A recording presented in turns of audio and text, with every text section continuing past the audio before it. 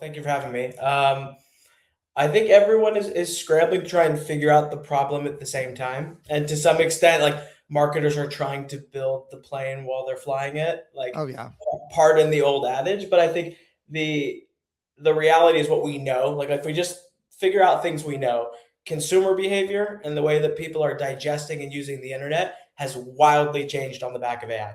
The way we figure out what restaurant to go to or vacation or what to buy our moms for their birthdays, like that behavior, that customer journey has changed a ton in the past few years and is changing rapidly on an almost weekly basis. So I think when we think about whether it's AI visibility or e-commerce or honestly any part of the digital marketing stack, it all is being retooled and the playbook is being rewritten. So I think the first conversation that at an industry level we're having is GEO or AI visibility or AIO or AISEO. Like we don't even have the nomenclature right yet. I'm not convinced that's the market. I think that's where the conversation today is.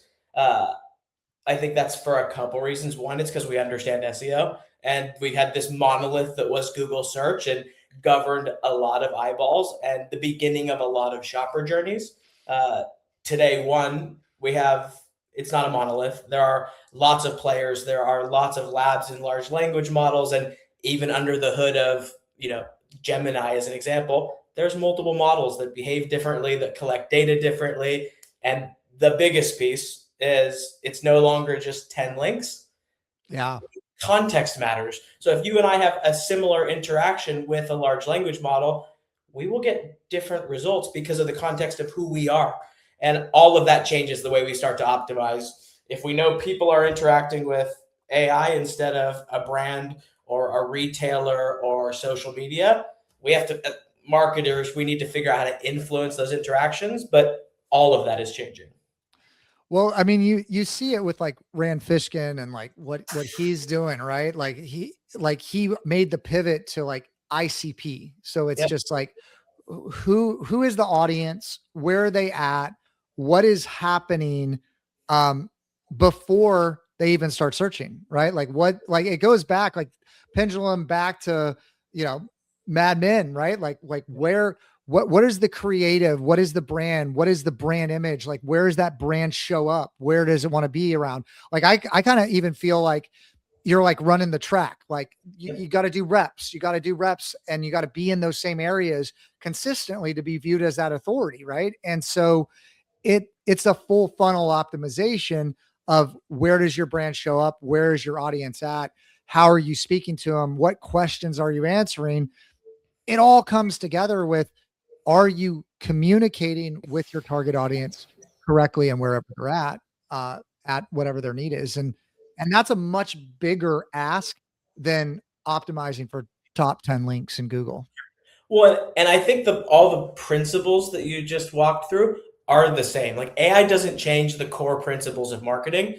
We have new channels, we have new use cases, we have new ways we need to try and start measuring data. Like so principles are the exact same. We just understand consumer behavior is different. And that's the reason I think AI visibility is a big conversation today. I'm not sure it will be tomorrow. And reason being is step one is like understand the usage, start to try and figure out the channel, understand how AI talks about my brand, how it's different to my competitors. And then the biggest thing is if you go all the way back, you mentioned the Mad Men era.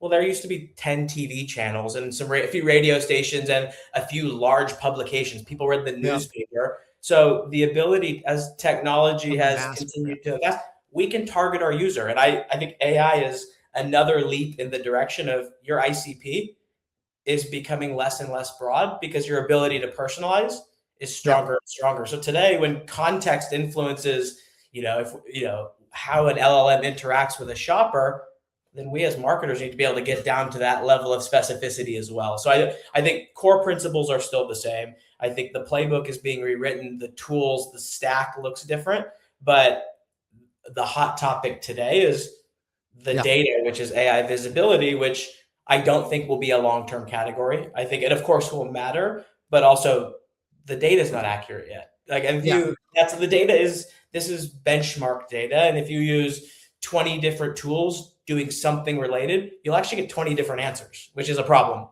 Well, I mean, that even goes into like why the models are hallucinating or whatever. It's like bad data, right? And like, even when I'm like doing some programming stuff, I'm going like, why did you grab that? And then I'm like, go down a little bit of rabbit hole to like understand why it brought that in. And like, people are sensationalizing like, oh, this AI got, what was it? Like, got really interested in like the Golden Gate Bridge, or there was that like stuff. And it was like, well, if you keep feeding the model, there's like a decay rate and attention. And like, of course, that's what the models do if you understand the models. But if you're looking at everything black box, then, you know, that data hygiene and understanding like the math that goes into this is really quite important. And I believe what you're saying, because the visibility piece is like, we're just trying to figure out how to measure. And then once we measure, it goes back into like, well, is your marketing good? Because that's the debate right now with everybody on social media that I'm seeing is like, GEO is completely different. And then no, it's the exact same. It's just good marketing, right? And it's this back and forth. And it's like, okay, it is good marketing, but how to do it, and understanding that this is a completely different technology than Google. Like, Google works differently on how it gets to the answer. It might get to the same answer, but how it gets to it and understanding the under the hood is how you get the competitive advantage to execute. But good marketing is always going to win. And really, I feel like market feedback, and I think that that's leads into e-commerce, is understanding the user, the customer has changed, is how has informing you on what you need to do, on how you need to speak to them. And if you have e-commerce versus like a B2B where it's offline, online, like whatever, and you can't track everything, you get cleaner data. So data hygiene is like first, right? Are you measuring everything right? And e-commerce, you get to see kind of the full experience, so you can optimize what's happening and you get more data in that process, because it's, you know, you're targeting the user, you're engaging with the user, they're buying online, and then you're drop shipping them something or whatever, right?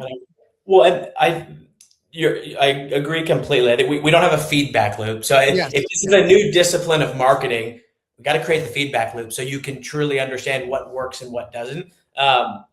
But the interesting piece is we don't have usage data yet. So if we, yes, we have to understand the technology and understand how large language models work so that we can start to reverse engineer them to figure out how, as a brand, we optimize ourselves to be visible, to be present, to be discoverable. But the state of the marketing discipline of, you know, AI search, GEO, whatever we're going to call it, is still quite immature, in that what we're actually doing under the hood is it's predictive. You're building a model of a shopper and having simulated interactions. That's kind of like buying a Facebook ad and Meta saying, I'm not going to tell you the number of impressions. I'm going to guess. I'm not going to tell you your click-through rate, and I'm not going to pass through a tag, but buy my ads anyway. And we wouldn't do that. I mean, there was an era, you know, of TikTok where it was, the usage was so high that people were willing to invest advertising dollars in an exploratory way. But of course, you started getting B2B APIs, so you could measure these things, and so you could close the feedback loop.